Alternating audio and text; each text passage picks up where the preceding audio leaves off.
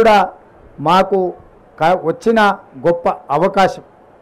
ఈ అవకాశాన్ని ప్రజలకు ఉపయోగించాలనేది మా ఆలోచన. అదేవిధంగా ఎన్నికల్లో ఇచ్చిన 6 గ్యారెంటీలలో మరో 2 గ్యారెంటీలను 27 తారీఖు నాడు సాయంత్రము ప్రారంభించబోతున్నాము. ప్రధానంగా 500 రూపాయలకే సిలిండర్ ఇచ్చే మహిళలకు చేయూతనిచ్చే విధంగా ఈరోజు సిలిండర్ 500 రూపాయలకి ఇచ్చే కార్యక్రమం. రెండవ కార్యక్రమము పేదవాళ్లకు 200 యూనిట్ల వరకు తెల్ల రేషన్ కార్డు ఉన్న ప్రతి పేదవాడికి ఇంటికి ఉచితంగా విద్యుత్తునిచ్చే కార్యక్రమాన్ని ఫిబ్రవరి 27 తారీఖు నాడు సాయంత్రము ప్రారంభించబోతున్నాము. ఆ కార్యక్రమానికి శ్రీమతి ప్రియాంక గాంధీ గారు కూడా హాజరు కాబోతున్నారు.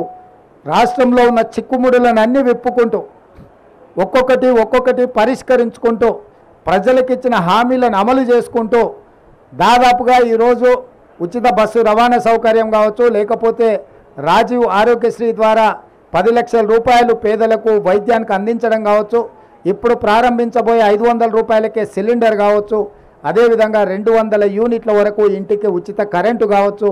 మేము వచ్చిన 60 రోజుల్లో 25,000 ప్రభుత్వ ఉద్యోగ ఖాళీలను భర్తీ చేసినాం. స్టాఫ్ నర్సులుగా 6,956 మంది, 441 సింగరేణి ఉద్యోగులు, దాదాపుగా 15,000 పోస్టులు పోలీసులు కావచ్చు, ఎక్సైజ్ కావచ్చు, అదేవిధంగా ఫైర్ డిపార్ట్మెంట్ కావచ్చు. వీటన్నిటితో పాటు మార్చి 2 తారీఖు నాడు మరొక 6,000 పైచలకు ప్రభుత్వ ఉద్యోగాలు భర్తీ చేయబోతున్నాము. మేము ఏదైతే 2 లక్షల ఖాళీలను భర్తీ చేస్తామని చెప్పినామో ఇలా గర్వంగా 25,000 ఉద్యోగాలు మేము భర్తీ చేసినామని ప్రజలకు కనిపించే విధంగా, కుళ్ళుకుంటున్న వాళ్ళకి వినిపించే విధంగా ఎల్బీ స్టేడియంలోనే వేలాది మంది సమక్షంలో నియామక భర్తీల పత్రాలు వాళ్ళ చేతికి అందజేసినాం. ఎందుకంటే ఇచ్చినా కూడా ఇయ్యలేదని అబద్ధ ప్రచారాలతోని గోబెల్స్ కంటే కూడా వాళ్ళ బాబుల్లాగా తయారై మామ అల్లుళ్ళు తండ్రి కొడుకులు మా ప్రభుత్వం మీద దాడి చేసే ప్రయత్నం చేస్తున్నారు. కాబట్టి ప్రజల కళ్ళెదురుగా నిరుద్యోగ యువకులకు ఉద్యోగ అవకాశాలు కల్పించినాము.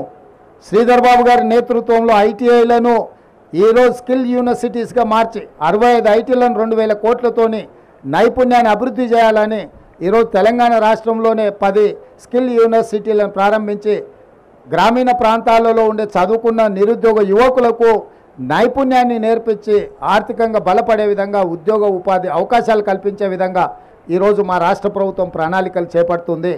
సాగునీటి ప్రాజెక్టుల్లో జరిగిన అక్రమాలు, దోపిడీ, నిర్లక్ష్యము కళ్ళగట్టినట్టుగా మొన్ననే మీరు చూసారు. మేడిగడ్డ కావచ్చు, అన్నారం కావచ్చు, సుందిల కావచ్చు, మొత్తం కాళేశ్వరం ప్రాజెక్టే మేడిపండులాగా తయారైందని మీ కళ్ళ ముందలో చూపించినాం. కృష్ణానది జలాల దోపిడీ కళ్ళు మూసుకొని కేసీఆర్ ఫామ్ హౌస్లో ఉండడం వల్ల ఆంధ్రప్రదేశ్కు సంబంధించిన ముఖ్యమంత్రి గారు ఆ రాష్ట్రము అధికారికంగానే అన్ని తరలించకపోతుంటే ఆనాడు నిర్లక్ష్యం వహించారు. ఆ విషయంలో కూడా ఉత్తమ్ కుమార్ రెడ్డి గారు శాసనసభలో అన్ని వివరాలను బయటపెట్టారు. రాష్ట్రం అప్పుల పాలైంది, 7 లక్షల కోట్ల రూపాయల అప్పులు తీసుకొచ్చి రాష్ట్రాన్ని మొత్తం దివాలా వేయించండి. అదేవిధంగా విద్యుత్ విషయంలో కూడా జరిగిన దోపిడీని, చేసిన తప్పులను ఉప ముఖ్యమంత్రి గారు బట్టి విక్రమార్క గారు కూడా ప్రజలందరికీ వివరించే ప్రయత్నం చేసింది.